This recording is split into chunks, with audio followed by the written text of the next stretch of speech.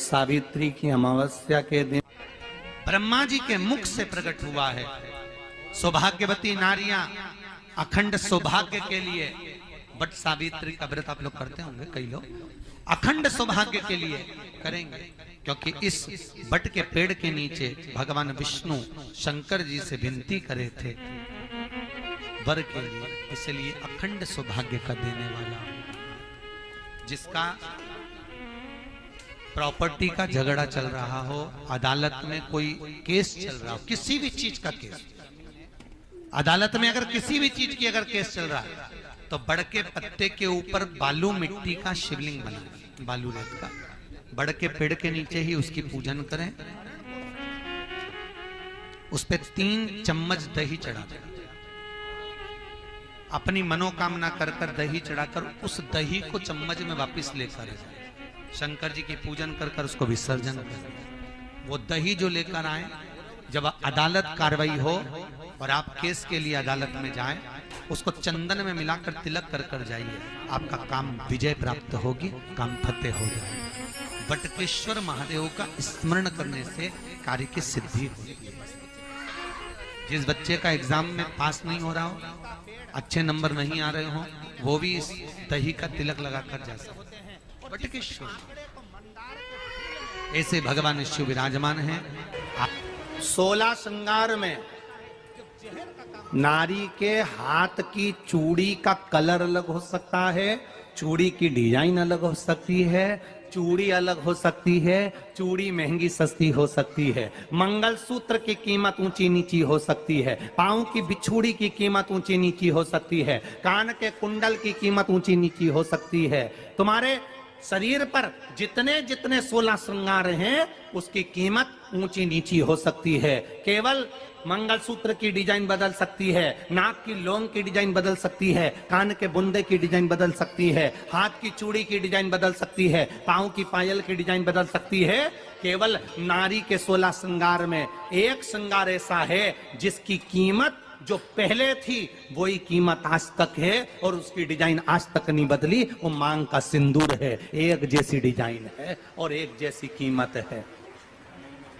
सारे श्रृंगार की कीमत अलग, पर मांग में जो सिंदूर डाला जाता है वो एक कीमत का होता है, एक डिजाइन का होता है और एक जैसा होता है, और वो सबसे भारी होता है। सावित्री यमराज से कह रही है मेरे पति को छोड़ दो। यमराज कह रहा है सावित्री तेरा पति मर चुका है, मांग के सिंदूर को पोंछ दे। सावित्री कहती है पूरा श्रृंगार उतार दूंगी पर मांग का सिंदूर नहीं पूछने दूंगी। तब यमराज ने कहा जब तक तू मेरे मांग का अपनी मांग का सिंदूर नहीं उतारती तब तक तू मेरे पास नहीं आ सकती।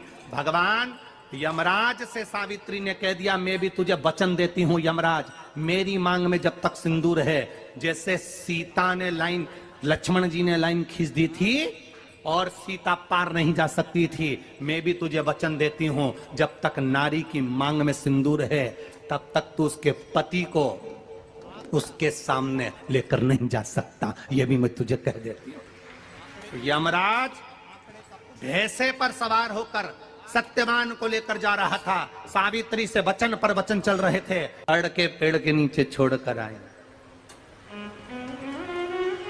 क्या चाहिए तुझको, क्या चाहिए तुझको, क्या दूं मैं तुझको, कुछ मांग ले मुझसे।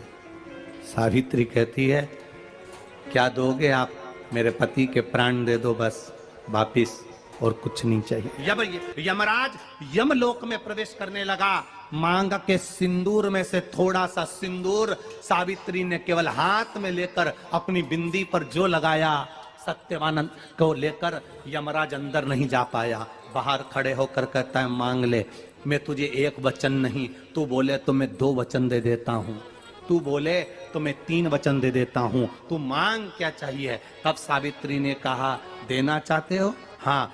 अब यमराज को लगा कि लालच में पड़ गई सावित्री, तब कहा पहला वचन दीजिए, मेरे अंधे सास ससुर के नेत्र वापिस आ जाएं। यमराज ने कहा तथास्तु। दूसरा वचन दीजिए, मेरे सास ससुर अपने पोता पोती का मुख देखें, यमराज ने कह दिया तथास्तु।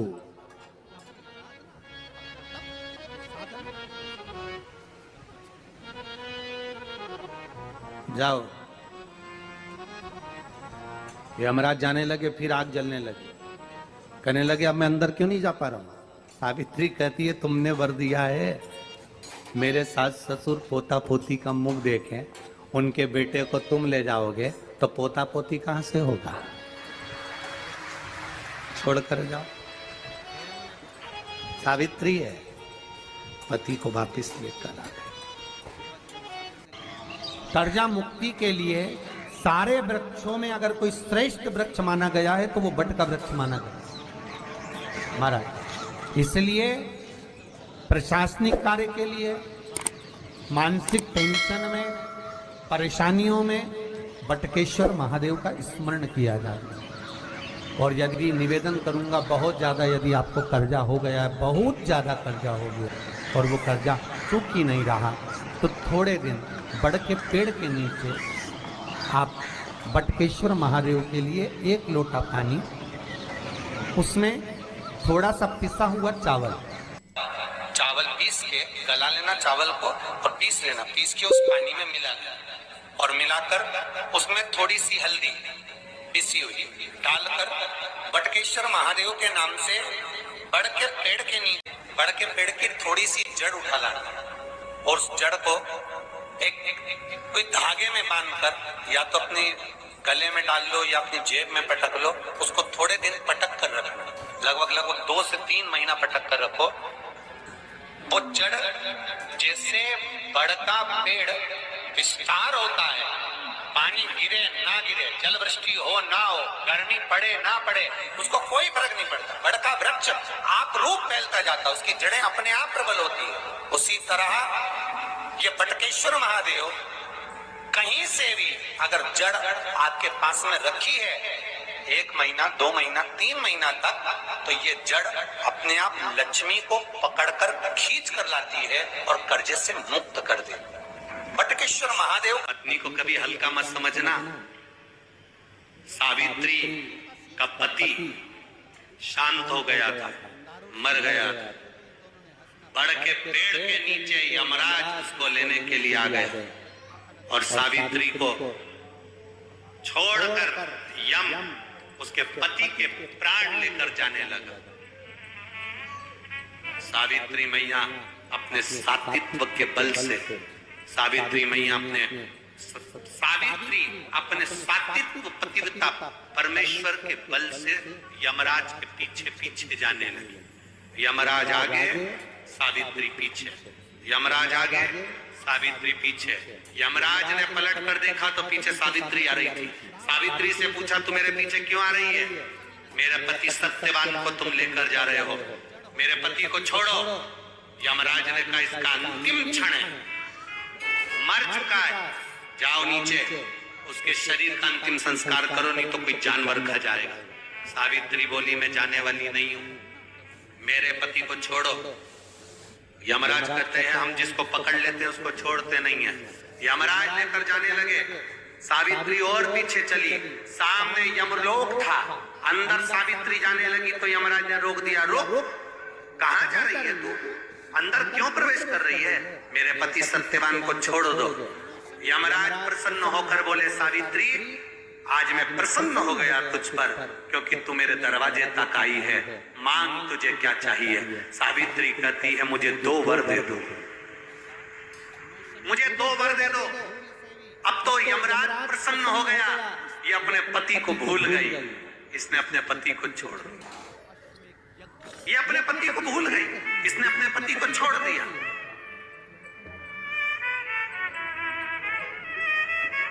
और इसने अपने पति को छोड़ दिया, अब ये कुछ मांगेगी, 2 वर मांगेगी तो मैं इसको 2 वर दे दूंगा। यमराज प्रसन्न हो गए, अपनी पति को छोड़ा इसने। यमराज ने कहा अपने पति को छोड़कर जो तू 2 मांगेगी मैं दे दूंगा, बस पति मत मांग। तो सावित्री ने कह दिया नहीं मांगूंगी पति। ठीक है मांगो। सावित्री ने कहा पहला वर दीजिए, मेरे सास ससुर की आंख में रोशनी नहीं है, उनकी आंखों से दिखता नहीं है, बस इतना सा वर दे दो। उनकी आंख की रोशनी आ जाए और वो अपनी गोद में अपने पोते को खिलाएं, बस ऐसा वर दे दीजिए। यमराज प्रसन्न हो गए, इसने पति नहीं मांगा, तथास्तु। अब यमराज ने कहा दूसरा वर मांगो। सावित्री बोली दूसरा वर दे दीजिए। मेरे सास ससुर आज तक कोई तीर्थ करने नहीं गए, मेरे सास ससुर का जो बेटा है वो उनको तीर्थ कराए, बस ये व्रत दे दो। यमराज ने कहा इसने अपने पति को नहीं मांगा, तथास्तु। अब यमराज ने कहा जा सावित्री के कहां जाऊं? आपने कहा था मेरे सास ससुर जब आंखों से रोशनी पाए अपने पोते को खिलाएं, पति तुम ले जाओगे तो पोता आएगा कहां से? पति तुम ले जाओगे, पोता कहां से आएगा? और यदि मेरे सास ससुर के बेटे उसको तीर्थ कराएं तो मेरा पति अगर तुम ले जाओगे तो उनका बेटा ही तो है, तीर्थ कराएगा कौन? यमराज प्रसन्न हो गया, उसने उस सत्यवान को वापिस लौटा दिया। वो सत्यवान सावित्री। तो जितने भी यहाँ पर मेरे जीजा उन बैठे हैं और जितने आस्था चैनल पर कथा सुन रहे हैं, जितने मोबाइल पर कथा सुन रहे हैं, तुम अपनी पत्नी को कभी हल्के में मत लेना, बिल्कुल हल्के में मत लेना। तुमसे ज्यादा बल व्रत का, उपास का, भजन का ज्यादा बल, तुमसे ज्यादा बल इनके पास रहता है।